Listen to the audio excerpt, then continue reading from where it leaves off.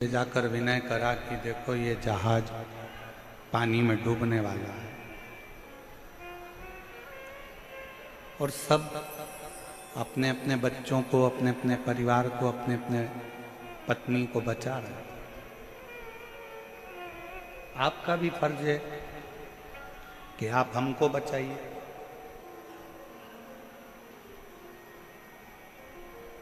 पति समुद्र की लहरों का आनंद ले रहा था।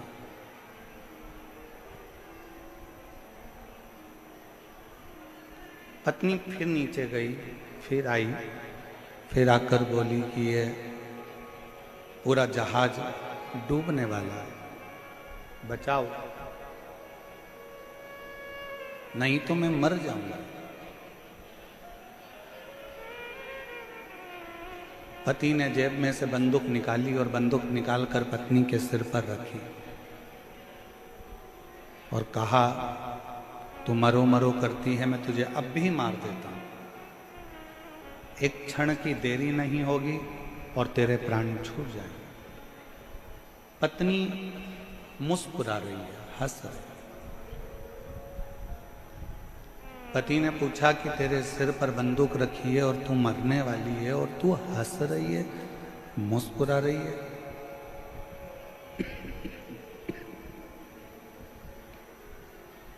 क्यों? पत्नी ने कहा कि मैं जानती हूं कि तुम मेरे पति हो और तुम मेरे पति हो तो तुम मुझे मार नहीं सकते। सिर पर बंदूक रखी है, खटका दबने वाला है और पत्नी कहती है कि मैं जानती हूं कि तुम मुझे मार नहीं सकते। पति कहता है जितना भरोसा तुझे अपने पति पर है, पति कहता है उतना भरोसा मुझे मेरे विश्वनाथ पर है कि वो मुझे डूबने नहीं दे सकते। और शंभु शरणे मांगू घड़ी रे, दुख काटो दया करी दर्शन आपो। एक विश्वास के साथ, एक भरोसे के साथ, एक दृढ़ता के साथ जब हम भगवान का भजन करते हैं तो उस समय पर यह ना सोचें कि भगवान हमारे सामने नहीं है, ईश्वर हमारे सामने नहीं है।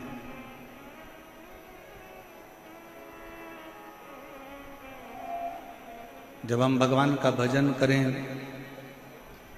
उस समय पर हमारा बुद्धि, हमारा चित्त, हमारा मन ये होना चाहिए कि मेरा शंकर मेरे गाए हुए भजन को सुन रहा है,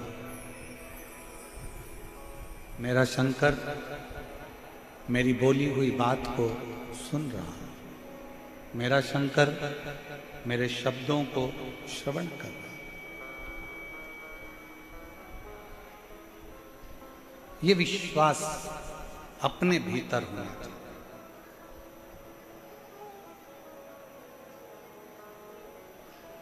एक दीप लगाते हो ना मंदिर में, भगवान के मंदिर में जाते हो, शंकर जी के मंदिर में दीप लगाने के लिए जाते हो, पशुपतिनाथ का व्रत करते हो और मंदिर में दिया लगाने के लिए जाते हो। 5 दिए मंदिर में प्रज्वलित करते हो, एक दिया घर के दरवाजे पर सीधे हाथ में प्रज्वलित करते हो, घर के द्वार के सीधे हाथ।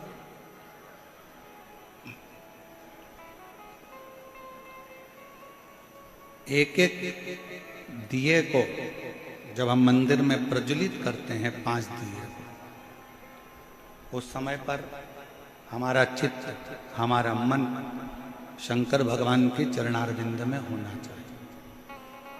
पड़ोसन क्या कर रही है, रिश्तेदार क्या कर रहे हैं, नातेदार क्या कर रहे हैं, कुटुंबी क्या कर रहे हैं, कोई मंदिर में आकर क्या कर रहा है, उससे हमको मतलब नहीं होना चाहिए। कथा सुनने के लिए आए हो, कहाँ बैठे हो, किस जगह पर बैठे हो, नहीं मिली जगह, बाहर बैठे हो, ये मत सोचो कि मुझे कथा पंडाल के अंदर ही जाना है। मुझे तो मेरे बाबा की वाणी, मेरे बाबा का शब्द मेरे कानों में पड़ गया और मैंने अपने जीवन में उतार लिया और मुझे मेरा बाबा मिल गया। इससे बढ़कर कुछ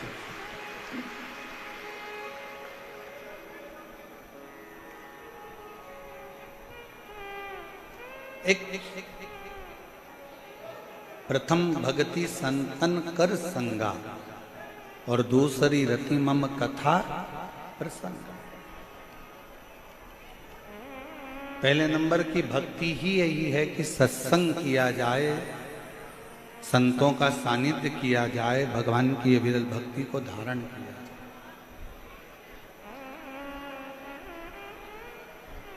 और हम तो जयपुर का इस विद्याधर नगर स्टेडियम को देखकर आज हम पूरे जयपुर और जयपुर के आसपास के क्षेत्रवासियों से निवेदन करना चाहेंगे कि पंडाल में और पंडाल के आसपास में जगह नहीं है, कृपया आप लोग अपने घर से ऑनलाइन शिव पुराण की कथा को, ईसर गोरा कथा को श्रवण करें। प्रशासन बहुत अच्छी तरह से कार्यक्रम को संभाल रहा है, ऐसा नहीं है कि प्रशासन नहीं संभाल रहा। समिति बहुत अच्छी तरह से संभाल रही है, पर आप सब जानते हैं कि 10 लोगों के मेहमान की व्यवस्था करी जाए और 150 आ जाए तो थोड़ी सी व्यवस्था गड़बड़ा जाती है।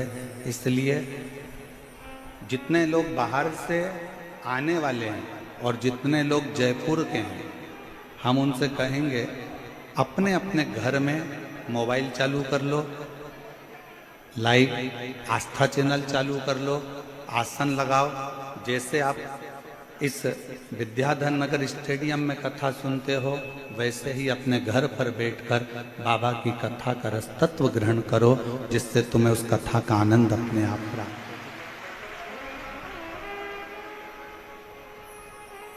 कल कथा में सुना था, आप लोगों को बताया था कि एक जैन परिवार ने अपने बेटे के लिए आसन लगाकर टीवी के सामने कथा सुनी और उसका फल उसको मिला।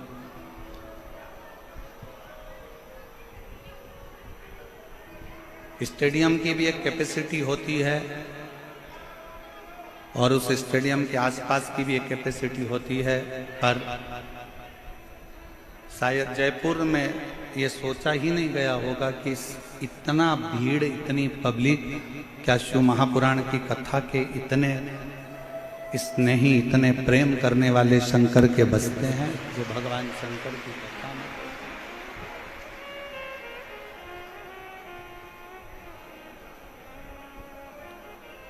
एक भरोसा शिव के प्रति,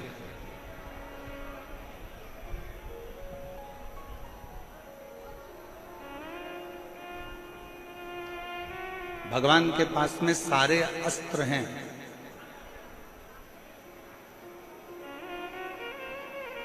भगवान के पास में सारे शस्त्र हैं।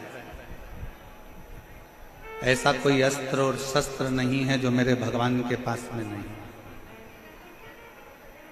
पर उन अस्त्र शस्त्र को पाने के लिए जैसे राम जी ने तप करा तो उनको पाशुपत्य अस्त्र मिल गया था, भगवान कृष्ण ने तप करा तो उनको पाशुपत्य अस्त्र मिल गया था। आप और हम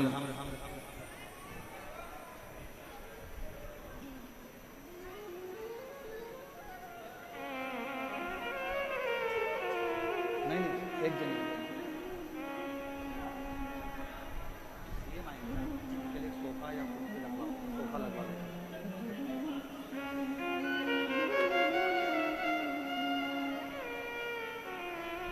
अस्त्र और शस्त्र भगवान के पास में है।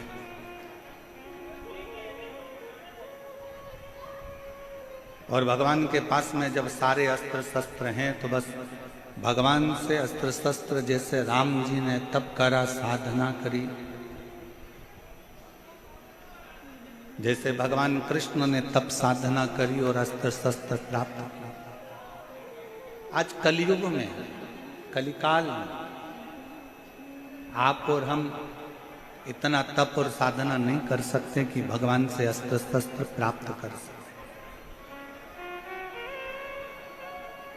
सतयुग में तप साधना से, आराधना से, यज्ञ से, त्रेता में, द्वापर में अस्त्र शस्त्र प्राप्त करे जा सकते थे, पर कलयुग केवल एक ऐसा है, इसमें आप भगवान से अस्त्र शस्त्र भले प्राप्त ना कर सकें, पर अगर दिल से भगवान की अगर भक्ति करोगे तो अस्त्र शस्त्र मिले कि ना मिले उसकी गारंटी नहीं, पर दिल से अगर शिव की भक्ति करी तो एक दिन महादेव जरूर प्राप्त हो। एक दिन भगवान जरूर मिले, एक दिन भगवान जरूर प्राप्त हो। एक विश्वास, एक भरोसा, एक दृढ़ता, एक समर्पण। हम ये नहीं कहेंगे कि आपको कोई शस्त्र भगवान दे देगा या कोई अस्त्र भगवान दे देगा। महाभारत टीवी पर किस किस ने देखी है? हाथ उठाओ जरा, जिन्होंने महाभारत देखी हो टीवी पर। भगवान कृष्ण ने क्या करा? भगवान कृष्ण ने अपनी जितनी सेना थी वो कौरव को भी दे दी और पांडव को भी दे दी। पांडव को तो कुछ मिला नहीं था, केवल कृष्ण ही मिले थे। जितनी सेना थी सारी की सारी सेना कौरवों को दे दी, कौरव को दे दी। और पूरी सेना जब कौरवों को प्राप्त हो गई,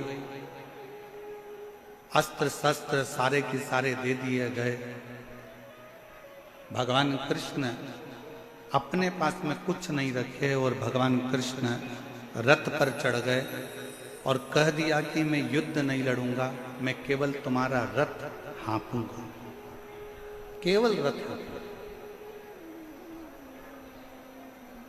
केवल इस रथ को मैं चलाऊं, इसके सिवाय मैं कोई काम नहीं करने वाला, इसके सिवाय मैं कोई युद्ध नहीं लड़ने वाला।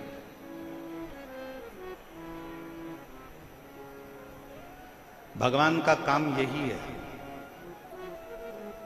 भगवान कभी नहीं कहता कि मैं तुम्हें सोना निकाल कर दे दूंगा, भगवान कभी नहीं कहता कि मैं तुम्हारे बहुत सारा धन निकाल कर दे दूंगा, भगवान कभी नहीं कहता कि मैं तुम्हें संपदा ला कर दे दूंगा। और दुनिया में कोई ऐसा बाबा पैदा नहीं हुआ, दुनिया में कोई ऐसा महाराज पैदा नहीं हुआ तुम्हें गड़ा हुआ धन निकाल कर दे देगा। भगवान कृष्ण गीता में वर्णन कर दिया अर्जुन से कि अर्जुन युद्ध तुझे लड़ना है, कर्म तुझे करना है, मैं केवल मार्गदर्शन करूंगा। और यह पक्का है अगर तू मेरे मार्गदर्शन पर चलेगा तो इन कौरवों के युद्ध में तुझे विजय प्राप्त करा कर रहा। आप मेहनत ही ना करो और कहो कि मैंने तो अपनी पत्रिका दिखाई है, अपना हाथ दिखाया है, ज्योतिषों से पूछा है कि मेरे जीवन में तो दुख ही दुख है। अरे महाराज, थोड़ी मेहनत तो करो, थोड़ी कर्म की जागरूकता तो रखो, थोड़ा परिश्रम तो करो। और जब आपकी मेहनत, आपका परिश्रम जब आप करेंगे, आपका कर्म आप करेंगे तो उसका फल मिलेगा।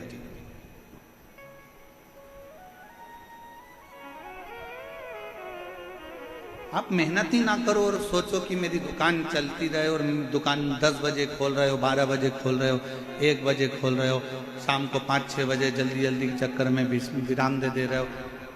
जितना परिवार से प्रेम करते हो, जितना पत्नी से प्रेम करते हो, जितना बच्चों से प्रेम करते हो, उतना अपने कर्म से भी प्रेम करो, अपनी मेहनत से भी प्रेम करो और अपने परिश्रम से भी।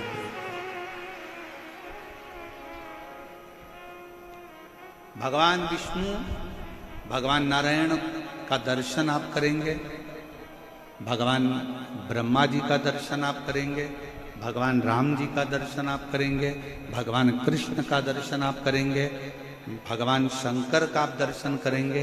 सारे देवताओं के दर्शन को उठाकर देखिएगा, ब्रह्मा जी कमल के पुष्प के ऊपर बैठे हैं। ब्रह्मा जी कमल के पुष्प पर बैठे हैं।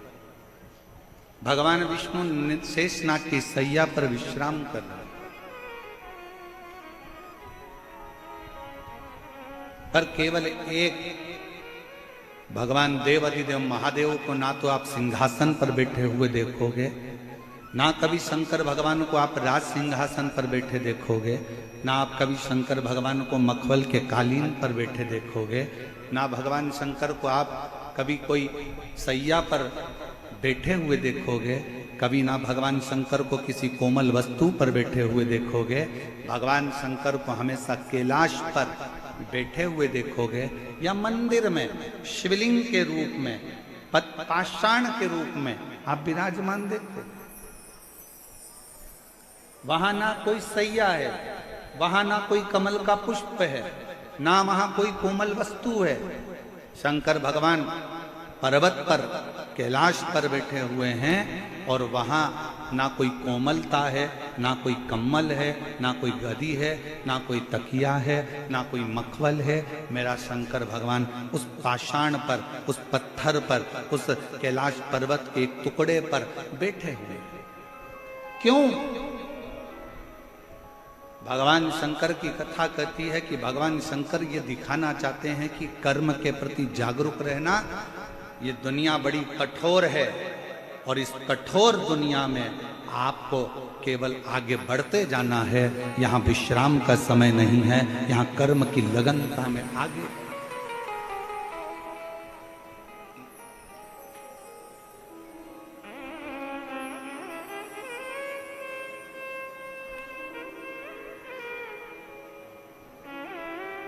वो एक लाइन आप लोग गुनगुनाते हो कई बार, दुनिया बनाने वाले क्या तेरे मन में समाई तूने काहे को दुनिया। किस लिए आपका और हमारा जन्म क्यों हुआ? आप और हम क्यों पैदा हुए? आप और हमारे जन्म का कारण क्या? आप और हमारे जन्म का केवल एक कारण है कि पूर्व में जो हमने कर्म करा है उसका भोग भोगना, उसका भोग भोगना। एक महिला ने पत्र लिखा है, उस पत्र में उसने लिखा है कि मेरी शादी हुई, 5 साल मैंने बच्चे के लिए इंतजार करा, फिर डॉक्टरों को दिखाना प्रारंभ करा, ऐसे मिलाकर 10 साल निकल गए। कितने वर्ष निकल गए? जम के बोलो जरा। 10 साल। 10 साल निकलने के बाद फिर आस छोड़ दिल्ली गई दिखाने के लिए, जयपुर गई दिखाने के लिए, बेंगलोर भी में गई, मुंबई भी में गई, टेस्ट बेबी भी करवाया। 15 साल ऐसे निकाल। कितने साल निकल गए? 15। फिर आस छोड़ दी। चलते चलते 20 साल निकल गए। 20 साल निकलते निकलते घर के लोग ताना देते कि तू तो बांझ है, तुझे औलाद नहीं हो सकती, तेरी औलाद नहीं पैदा कर सकती, तू बांझ है। 25 साल निकल गए, ताने सुनते सुनते सुनते सुनते, अपशब्द सुनते। 28 साल निकल गए, 29 साल निकल गए, 30 साल निकल गए। विचार करती रही अब किससे कहे। जब 28 साल शादी के निकल गए, तब उसने 28वें वर्ष में टीवी को चलाते चलाते उसने कहीं रिमोट से ढूंढती चलती शिव पुराण की कथा मिल गई और उसने दिल लगाकर सुनी और विचार करा कि अगली कथा कब आएगी। टीवी के सामने उस अगली कथा का इंतजार करती रही और अगली कथा टीवी के सामने अपने पति को साथ बिठाकर सुनती रही। शिव मंदिर जाती रही, शंकर के मंदिर में जाकर झाड़ू पोछा करने लगी कि अब मुझे 28 साल निकल चुके हैं, औलाद नहीं हो रही है और अब आप मुझे संभालो। तब शिव की कृपा ऐसी हुई कि 28 साल के बाद पशुपति व्रत का चौथा व्रत था और उसका गर्भ ठहर गया, और 30 साल के बाद 28 से 30 साल के बाद उसके घर औलाद पत्र देखिए।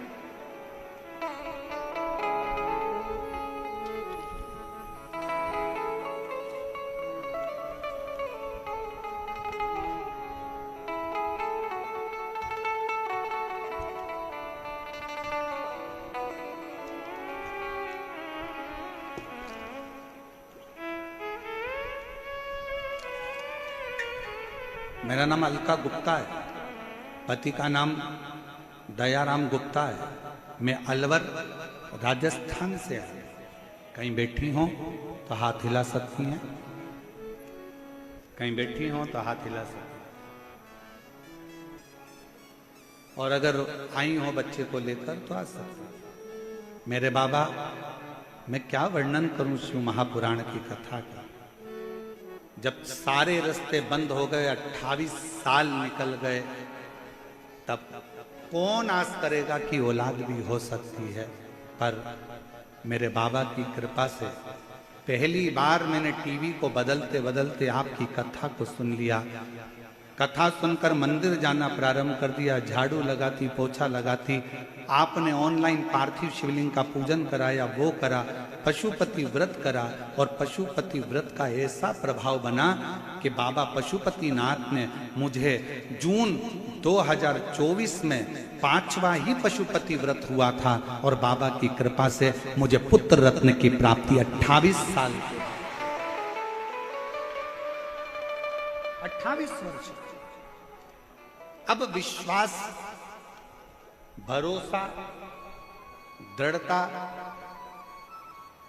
आपकी भक्ति, दो चीजें मूल है कि विश्वास और एक भक्ति। दो, एक विश्वास और एक भक्ति, दो। कितनी भी भक्ति कर लो, अगर विश्वास नहीं है ना तो उस भक्ति का कोई फल नहीं।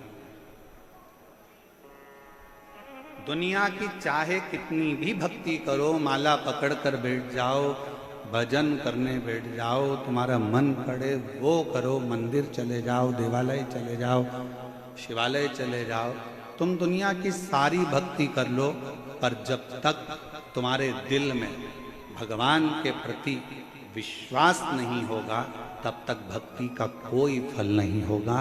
पहले नंबर पर है विश्वास। सबसे पहले नंबर पर है आपका विश्वास, आपका भरोसा, आपका विश्वास। अब कितना विश्वास आप परमात्मा पर करते हो ये आपके ऊपर निर्भर करता है।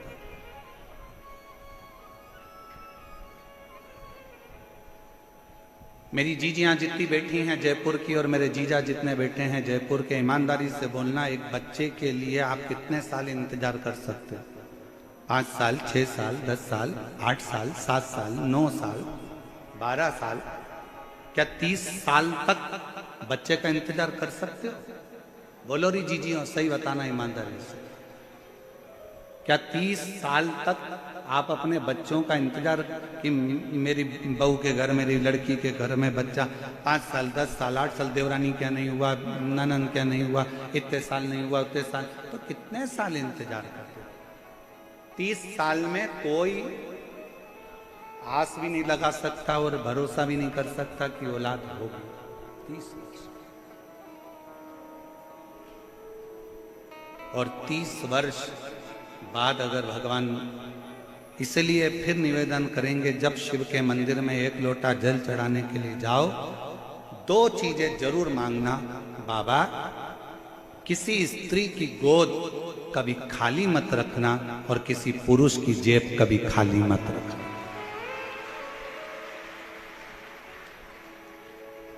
ना स्त्री की गोद खाली हो, ना पुरुष की जेब खाली हो। स्त्री की गोद खाली रहती है तो उसको ताना दे देकर मारा जाता है, घर में लड़की का जन्म हो जाता है तो लोग ताना दे देते हैं। अभी तो पढ़ा लिखा जमाना है तो लोग ताना दे देते हैं कि लड़की हैं, 2 लड़की हैं, 3 लड़की हैं, लड़का नहीं है, ये नहीं है। इतना ताना सुना जाता है, इतना ताना सुना जाता है जिसका वर्णन नहीं। और देखा जाए लड़का भाग्य से होता है और लड़की सौभाग्य से होती है। भाग्य का 100 गुना करो तब बेटी। भाग्य को 100 गुना कर दिया जाए तब बेटी का जन्म होता है। और बेटी का जन्म जब होए ना, सबसे ज्यादा खुशियां मनाना जी, बहुत खुशी। कितनी सुंदर शिव महापुराण की कथा कर रही है, जरा ध्यान करना। भगवान शंकर के घर में गणेश जी महाराज भी थे, भगवान शंकर के घर में षडानंद कार्तिकेय भी थे। पर जब भगवान शंकर अपनी लड़की का जब कन्यादान कर रहे थे, अभी आप लोग 11 मई से 17 मई तक गुमला झारखंड से शिव महापुराण की कथा जो 2 बजे से 5 बजे तक सुनोगे ना, उसमें आप कथा में सुनोगे शंकर भगवान ने अपनी 6 लड़कियों की जब शादी करी, जया, विषहरा, शामरीबारी, दौतली, देव, अशोक सुंदरी, भगवान शंकर ने जब अपनी 6 बेटियों की शादी करी तो कन्यादान में क्या दिया? शंकर भगवान ने जब अपनी बेटियों की शादी करी, कन्यादान। एक साधारण पिता अपनी बेटी के विवाह में क्या दे सकता?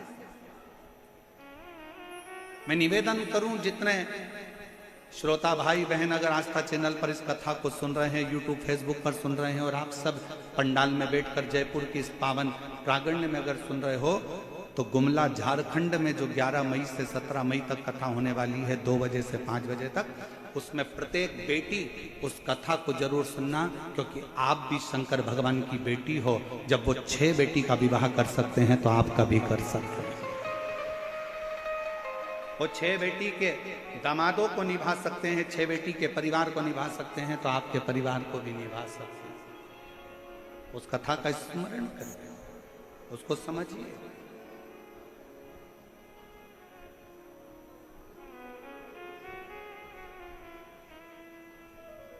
बेटा भाग्य से है और बेटी भाग्य को भी 100 गुना कर लो तो सौभाग्य से। और कितना कितना कहे शिव महापुराण की कथा।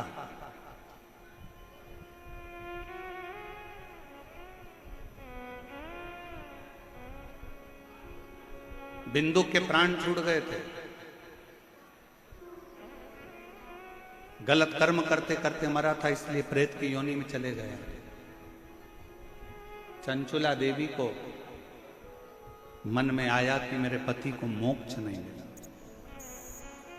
मोक्ष नहीं। कैसे मालूम पड़ेगा कि आपके जीव को मोक्ष नहीं मिला?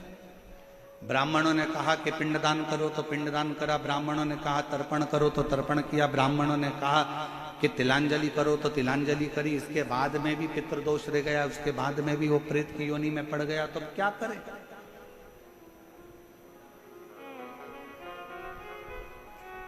इसलिए सारी समस्या का हल जम के बोलो जरा, 1 लोटा जल। बोल बम का नारा है,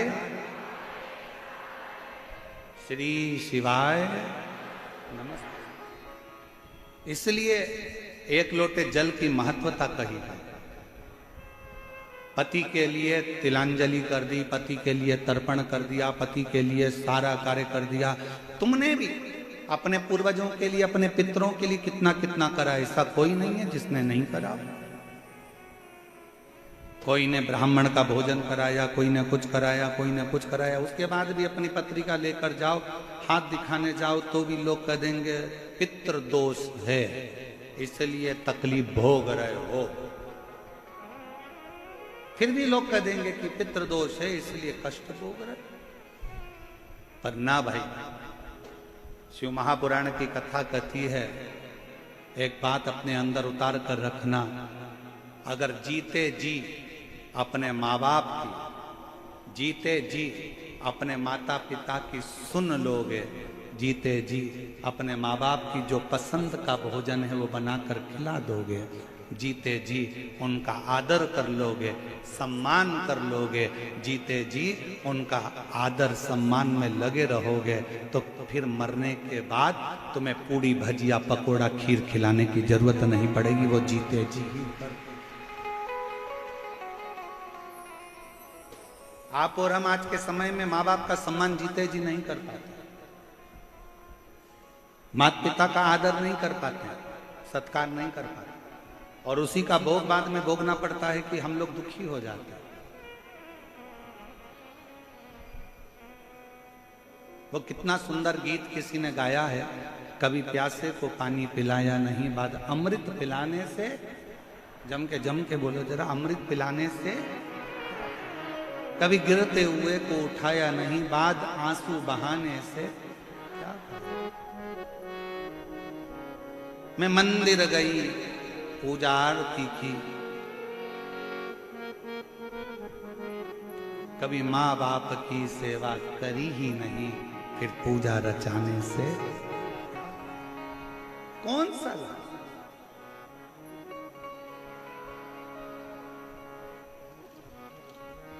और जो एक धर्म पत्नी का फर्ज है, एक धर्म पत्नी का जो कार्य था वो धर्म पत्नी ने करा। चंचूला ने अपने पति के लिए, बिंदु के लिए जो कर सकती थी सब करा, उसके बाद भी उसका पति प्रेत की योनि से नहीं छूटा, उसके बाद भी नहीं छूट पाया।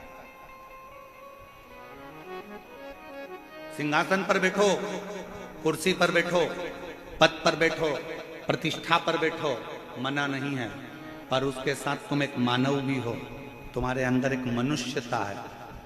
जब पद, प्रतिष्ठा, कुर्सी, सिंहासन जब हमारा चले जाता है, एक सरकारी नौकरी करने वाला भी एक दिन जब रिटायर हो जाता है और वो सरकार